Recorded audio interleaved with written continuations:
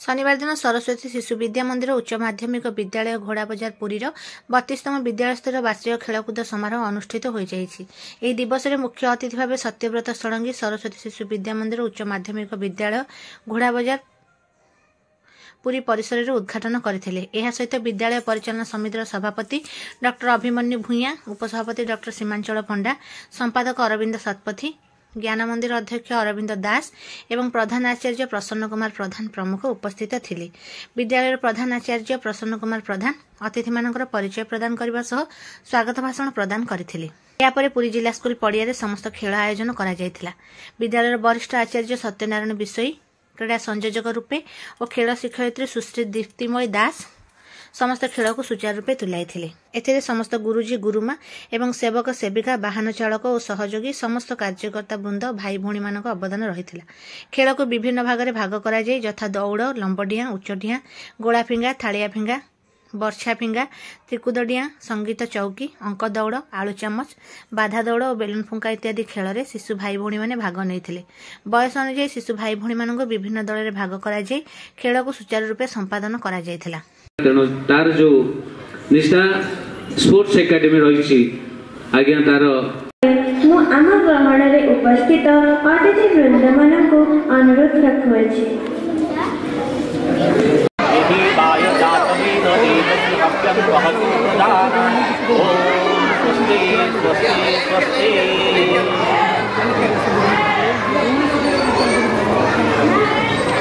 ना करी आम विद्यालय ना रखा सहित देश जातिर ना रखु ये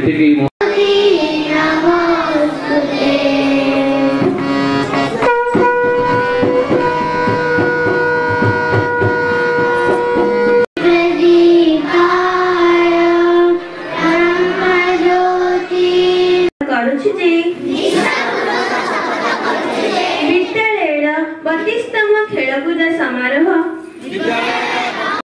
प्रदान कर आशीर्वाद रक्षा करी आम विद्यालय प्रति आज्ञा आंतरिक था आम आशीर्वाद पिला आस्ते आस्ते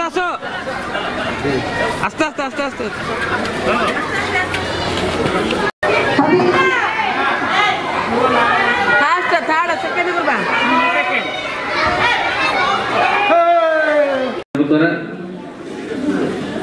जहाँ आम बड़ खुशी कथा एक चलित वर्ष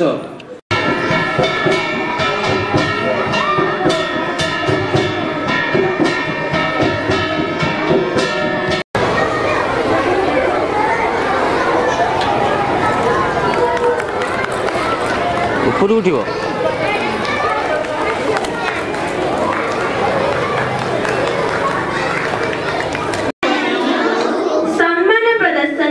सहित जने खेलाड़ी विशुद्ध भावना द्वारा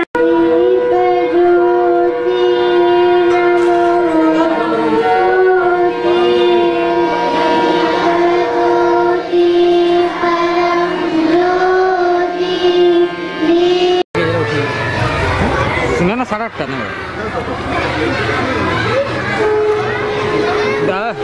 मुझे जानची तुम 8:30 समय आरंभ हो